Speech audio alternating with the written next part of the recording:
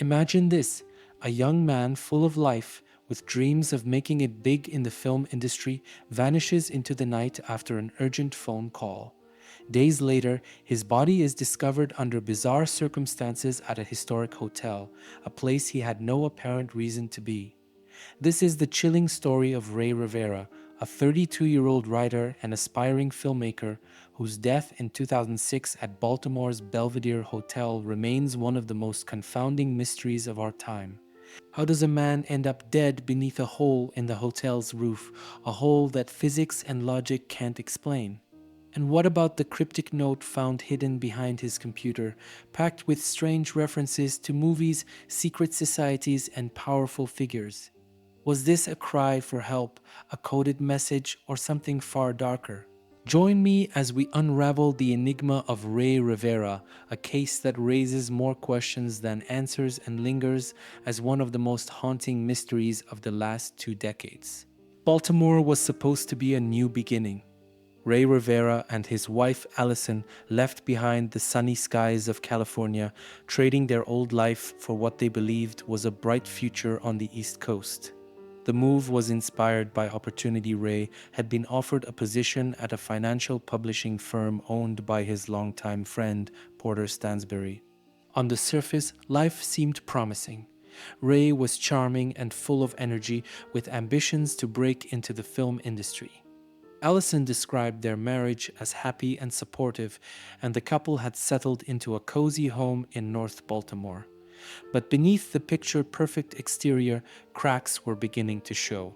The pressure of Rey's new job weighed heavily on him. Though he rarely spoke of it, Allison sensed that something was troubling her husband. Financial writing wasn't his passion, film and storytelling were his true callings, but he had taken the job to provide stability for their future. Little did they know, this fresh start in Baltimore would lead to one of the most puzzling mysteries in recent history. Something dark was looming, and Rey's bright future would soon take an unimaginable turn. It was May 16, 2006, a seemingly ordinary evening in the Rivera household. Rey was at home with his wife, Allison, and a house guest who was staying with them temporarily. Nothing seemed out of the ordinary until the phone rang. The call was brief but urgent. Whatever was said on the other end of the line caused Rey to drop everything. Without explaining where he was going or why, he grabbed his keys and rushed out the door. His demeanor had shifted. The usually calm and collected Rey seemed tense, as if whatever he just heard demanded his immediate attention. The identity of the caller remains a mystery to this day. Phone records traced the call to the switchboard of Agora Publishing, the parent company of Porter Stansberry's financial firm, where Rey worked. But beyond that, the trail went cold. What could have been so pressing that it caused Rey to leave without hesitation? Who was on the other end of that line, and why have they never come forward? Whatever the reason, it was the last time anyone saw Rey alive. This single phone call would become a haunting clue, the first in a series of events that defy explanation. The hours turned into days, and Rey Rivera didn't come home. At first, his wife, Allison, tried to convince herself that there must be a reasonable explanation. Maybe he'd gone to meet someone and lost track of time.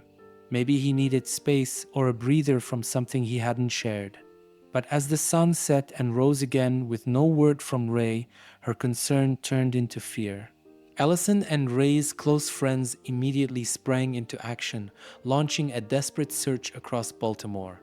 They contacted the police, plastered flyers around the city, and retraced his steps as best they could. Friends and family called hospitals, morgues, and shelters, clinging to hope while bracing for the worst.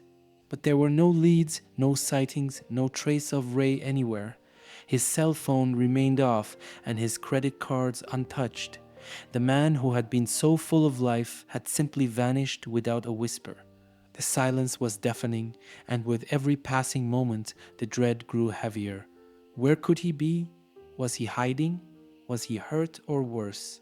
For Allison, the waiting was unbearable, and the fear of what they might or might not find next began to creep into every corner of her mind. The citywide search continued, but what happened next was something no one could have prepared for. 8 agonizing days passed with no sign of Rey Rivera. For his family, hope and despair fought an endless battle. Then, on May 24th, 2006, their worst fears were confirmed. Ray's body was found in a disused conference room annex of Baltimore's iconic Belvedere Hotel. The discovery was as shocking as it was baffling. Above his body was a jagged hole in the roof, a stark and chilling indication that Ray had fallen from a significant height. But how did he get there? The Belvedere was an upscale hotel with restricted rooftop access. To fall from such a height, he would have had to reach an area that was neither open nor easily accessible. The condition of his body raised even more questions. The injuries were consistent with a high fall, but some elements seemed unusual. His cell phone and glasses, discovered near his body, were completely intact, strangely undamaged for items supposedly involved in such a violent incident. Ray's family was devastated, but their grief soon turned to confusion and frustration. The location of the fall, the circumstances of his discovery, and the eerie details surrounding the scene didn't add up. The question wasn't just how Ray had fallen, it was why. What had led him to the Belvedere Hotel, and why did his final moments end in such an inexplicable way? This discovery only deepened the mystery, turning the case into a puzzle that investigators and his loved ones are still trying to piece together. The next step was to make sense of the evidence, but what they found only raised more questions. The scene of Rey Rivera's death was strange, almost impossibly so. Investigators at the Belvedere Hotel found his body in the abandoned conference room, but it was the items near him that made the case even more perplexing. His cell phone and glasses, fragile objects that should have been shattered by a fall from such a great height, were lying nearby completely intact. No cracks, no damage, as if they had never been part of the violent impact that took Ray's life. How could this be? Forensic experts were baffled. Adding to the mystery was the placement of these items. They were not found beneath him or even tangled in his clothing, but nearby as though they had been deliberately placed. Was this a coincidence, or did it suggest something more deliberate, a possible staging of the scene? Even the hole in the roof above raised questions. The trajectory required to create it seemed unusual for a fall. Experts noted that if Ray had jumped or been pushed from the hotel's upper floors, his body wouldn't have naturally landed where it did. These details left investigators and Ray's family with far more questions than answers. Had Ray fallen through the roof, or had he been placed there after something happened elsewhere? And if the scene had been tampered with, what were the perpetrators trying to hide? As they dug deeper into the circumstances surrounding his death, the contradictions at the crime scene became impossible to ignore. What seemed like a tragic fall was beginning to look more and more like the setup for something far more sinister. When investigators searched Rey Rivera's home, they stumbled upon one of the most baffling clues in this already perplexing case, a handwritten note, taped neatly behind his computer monitor. Its contents were as bizarre as they were chilling. The note was filled with references that seemed to come from another world. Mentions of Freemasonry, secret societies, and enigmatic phrases were scattered across the page. Ray also listed the names of famous personalities, from actors to historical figures, alongside cryptic remarks about movies and television shows. To some, it read like a stream of consciousness. To others, it felt like a coded message. But what was it trying to say? Stranger still, the note began with the phrase, "brothers and sisters," almost as if Ray were addressing an unseen audience. Toward the end, there was a peculiar reference to achieving success in the afterlife. These ominous words only deepened the confusion. Was this a suicide note, a cryptic farewell, or a document meant to convey something far more complex? Investigators weren't the only ones puzzled by the note. Ray's family and friends were equally confounded.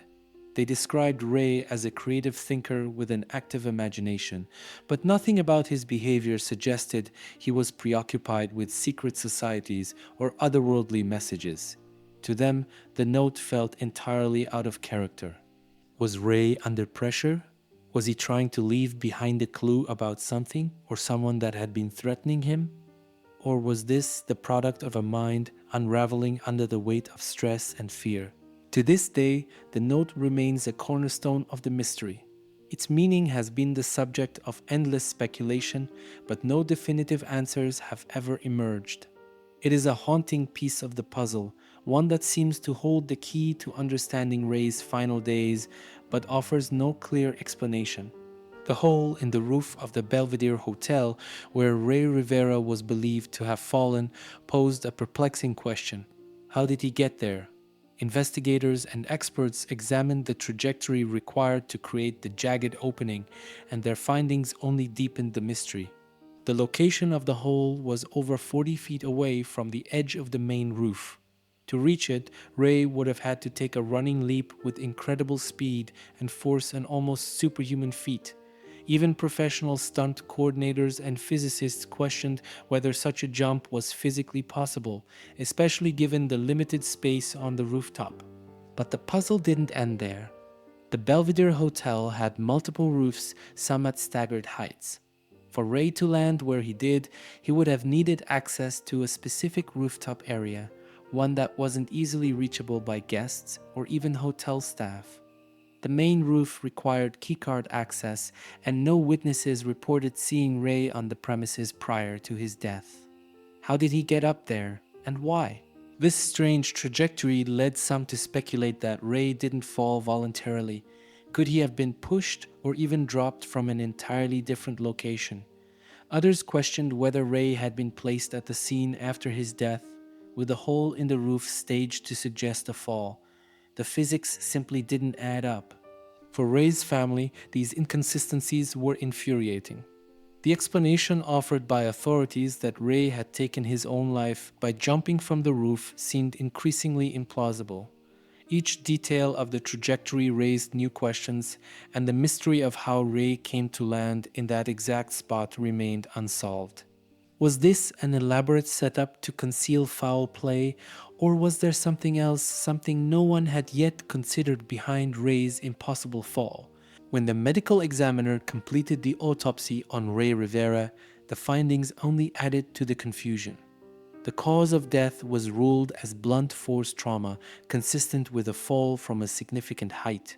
But the manner of death, the critical question of whether it was an accident, suicide, or homicide was left undetermined. Each possibility felt equally improbable. Suicide was the initial assumption by authorities, but Rey's family adamantly rejected the idea. Rey had no history of mental illness, no known signs of despair, and no indications that he was considering taking his own life. He had been planning for the future, talking excitedly about career opportunities and spending time with his wife. It simply didn't fit. An accident seemed just as unlikely.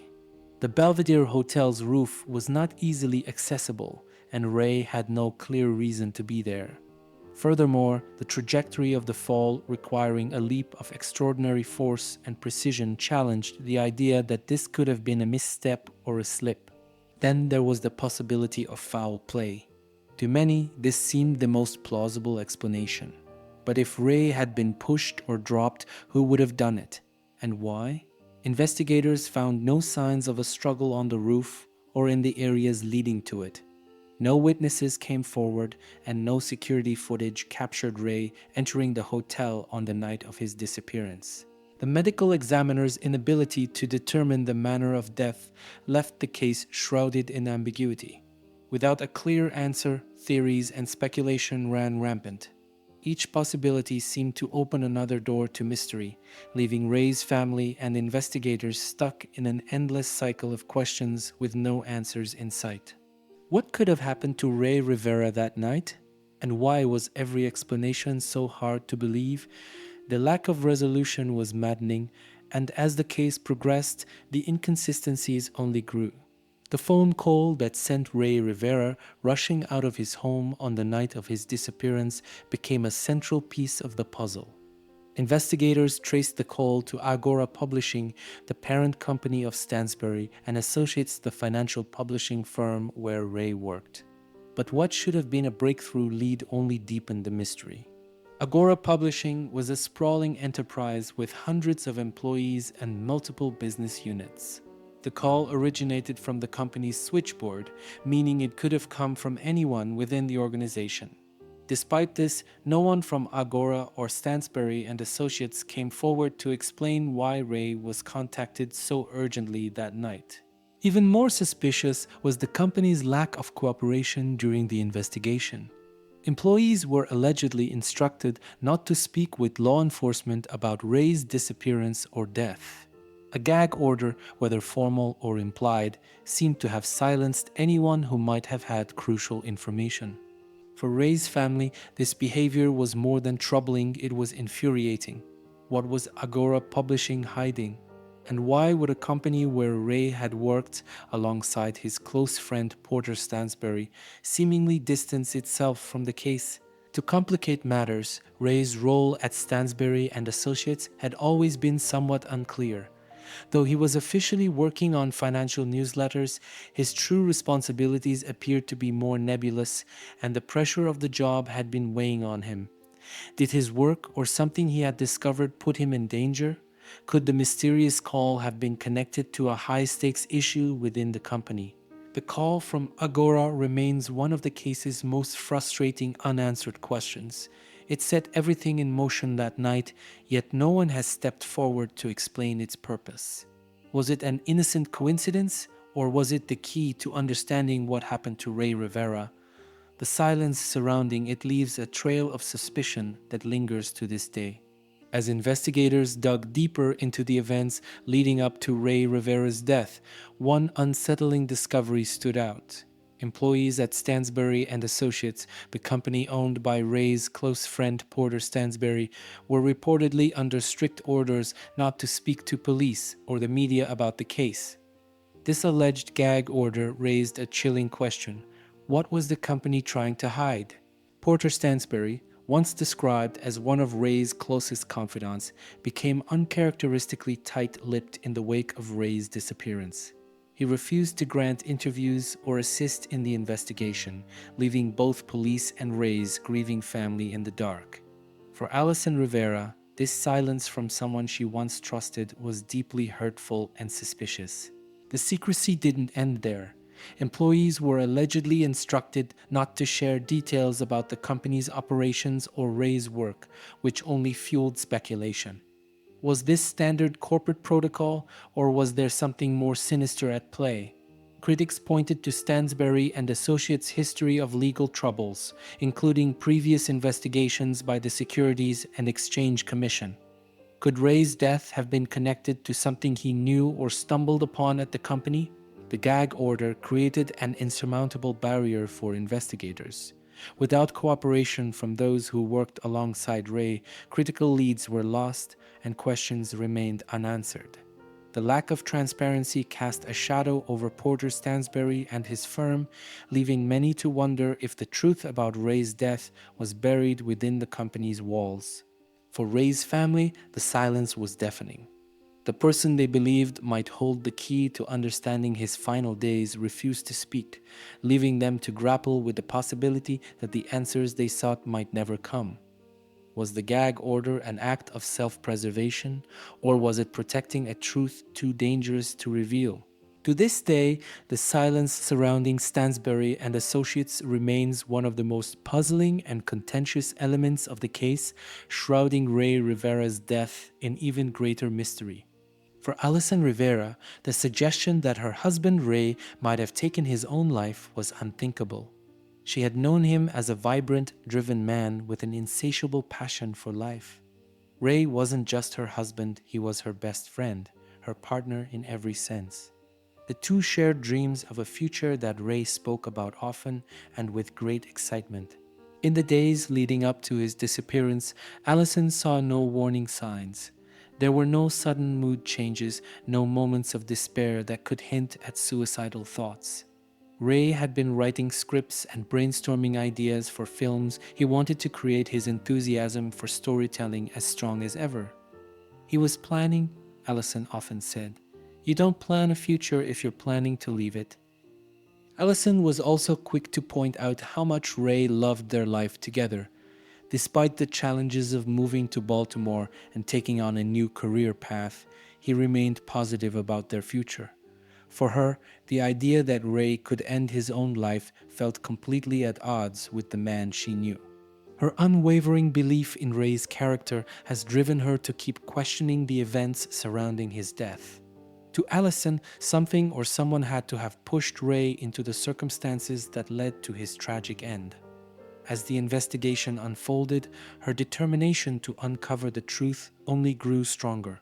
Among the many mysteries surrounding Rey Rivera's death, the handwritten note found behind his computer remains one of the most perplexing.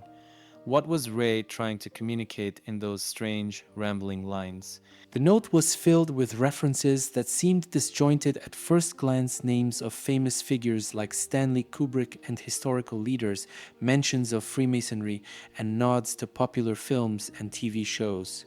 The structure was chaotic, almost as if Ray had written it in a rush or under duress. To investigators, it didn't read like a typical suicide note, but it didn't seem like a straightforward message either.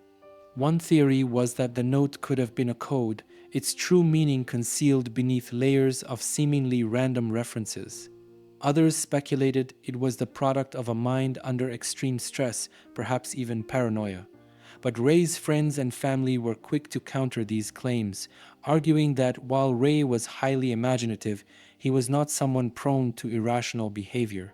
Adding to the intrigue was the way the note was hidden, taped neatly behind Ray's computer monitor, as if meant to be discovered only under specific circumstances. Why would he go to such lengths to conceal it? The note's cryptic content left investigators at a standstill.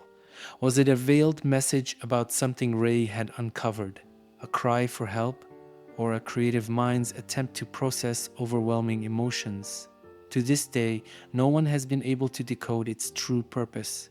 For Allison, the note was a painful reminder of how little she and anyone else truly understood about what Ray was going through in his final days.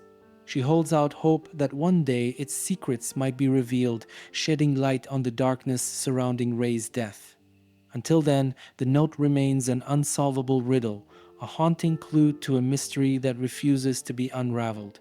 One of the biggest puzzles surrounding Rey Rivera's death is how he even got to the roof of the Belvedere Hotel. This wasn't a space easily accessible to the public. The main rooftop, where investigators speculated Ray might have jumped or fallen, required a keycard for entry, something Ray didn't have, and no one could explain why he would have gone there in the first place. What's more, witnesses at the hotel that night reported no unusual activity, and there was no security footage showing Ray entering the building. This led to a troubling possibility. What if Ray didn't get there alone? If someone else brought him to the roof, how did they gain access? And more chillingly, why? Another theory pointed to the hotel's staggered roof design. Some speculated Ray might have accessed a lower section of the roof and then somehow climbed or been forced to the area where the hole was found. But the logistics of this scenario seemed almost impossible without help or coercion. For Allison and Ray's family, the lack of clear answers about how he ended up on the roof was maddening. The building's many locked doors and restricted areas made it feel like a labyrinth of dead ends. If Ray had been led there, the question became not just how, but by whom, and what could their motive have been. The alternate access points remain a key piece of the mystery, a clue that could unlock the truth if only someone could figure out the path Ray took that night. In the weeks leading up to his disappearance, those closest to Ray noticed subtle changes in his behavior.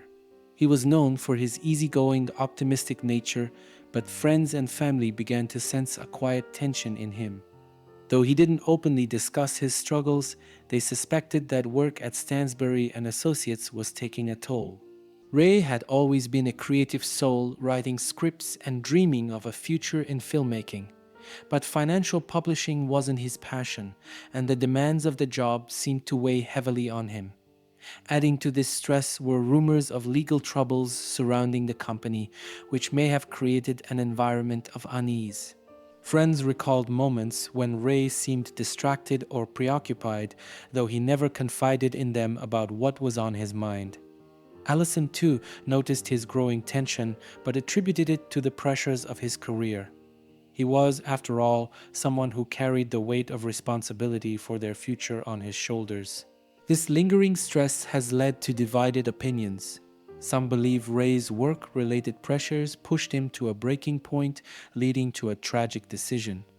Others, including his family, argue that this stress made him vulnerable not to himself, but to others who might have exploited it. Was he silenced because of something he knew, or was he targeted because of the very stress that had begun to show? Ray's state of mind is one of the most debated aspects of this case. Was it the key to understanding his actions, or did it merely make him a target in a far more sinister plot? Whatever the truth, the cracks in Ray's demeanor hint at a deeper story waiting to be told. For many, the idea that Rey Rivera's death was a tragic accident or a suicide doesn't hold up under scrutiny. Instead, they point to mounting evidence that suggests foul play. The trajectory of the fall, the intact condition of his belongings, and the secrecy surrounding his workplace all hint at something far darker lurking beneath the surface. First, there's the physics of the fall. Experts have argued that the leap required to create the hole in the Belvedere Hotel's roof was nearly impossible for an unassisted individual.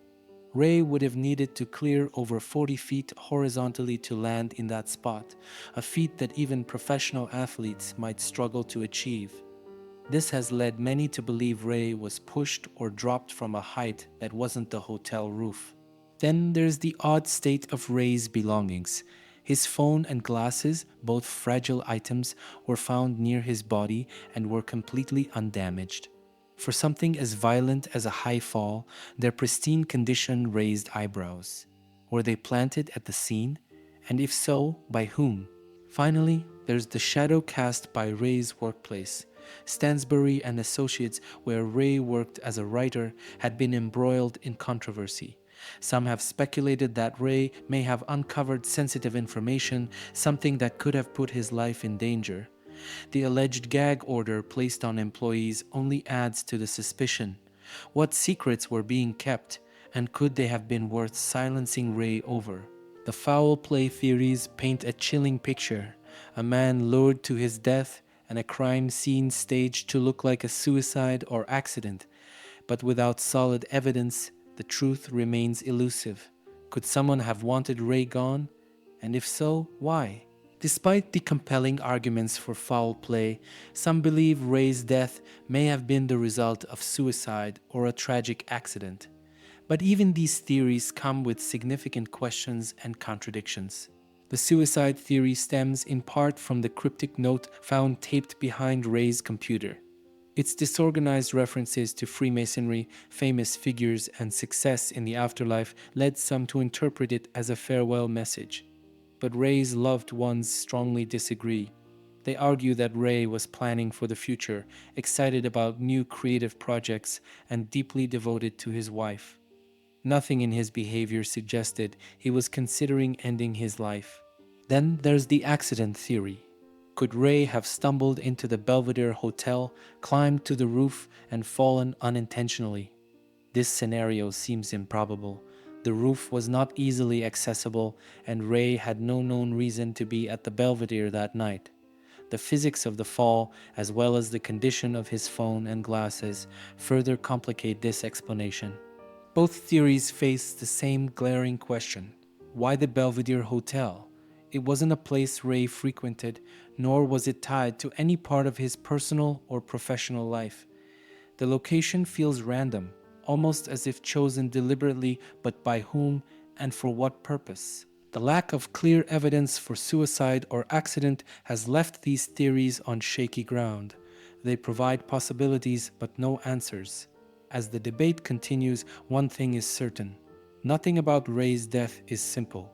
Each explanation opens the door to more questions, making this case as haunting as it is unsolved. One of the most controversial aspects of Rey Rivera's case revolves around his close friend and employer, Porter Stansberry. Rey had moved to Baltimore specifically to work for Stansberry's financial publishing firm, a decision that should have been a step forward in his life. But after his death, questions began to surface about whether this friendship might have played a darker role in his fate. Stansbury and associates had faced legal trouble in the past, including an investigation by the Securities and Exchange Commission over allegations of fraudulent practices. Some speculate that Rey, who worked on financial newsletters, may have uncovered sensitive information or insider dealings that put him in danger. Adding to the suspicion was Porter's behavior after Ray's death. Not only did Stansberry refuse to cooperate with investigators, but the company also allegedly issued a gag order to employees, silencing any potential witnesses. For someone who was a close friend of Ray's, Porter's silence felt deafening. Why wouldn't he come forward to help uncover what happened? Was he protecting himself, his company, or something more sinister? Theories abound, but without direct evidence, Porter Stansberry's role in the case remains a shadowy element of the mystery. Did their professional connection lead Rey into dangerous territory, or is Porter's silence simply a misguided attempt to protect his business from scrutiny? To this day, the case of Rey Rivera is filled with unanswered questions. Who made that fateful phone call that sent Rey rushing out of his home on May 16, 2006? Why did the investigation hit so many roadblocks, with key witnesses refusing to speak and critical leads going nowhere? And perhaps the biggest question of all, what really happened at the Belvedere Hotel that night? Theories of foul play, suicide, and accidents all seem to crumble under scrutiny, leaving nothing but doubt in their wake. Rey's family continues to push for answers, but each new revelation only seems to complicate the picture further. The hole in the roof, the cryptic note, and the secrecy surrounding Stansberry and associates all suggest there's more to this story than meets the eye. The lingering doubts are a constant reminder that justice for Rey has yet to be served. For Allison, his wife, and those who loved him, the lack of closure is a wound that refuses to heal. The death of Rey Rivera remains one of the most perplexing unsolved mysteries of the 21st century. It's a case that defies logic, where every answer leads to another question, and every clue seems to contradict the next. Was he a victim of foul play, silenced by forces he couldn't control? Or was his death the result of a tragic set of circumstances that no one will ever fully understand? One thing is certain. The truth about Rey Rivera's death didn't fall with him that night at the Belvedere Hotel. It's hidden somewhere in the shadows, waiting to be uncovered. What do you think happened to Rey Rivera? Could this case ever be solved, or will it remain an unspeakable tragedy forever unanswered? Share your theories in the comments, and don't forget to like, subscribe, and hit the notification bell for more gripping mysteries. Together, let's keep the conversation going and push for the answers Rey's family deserves.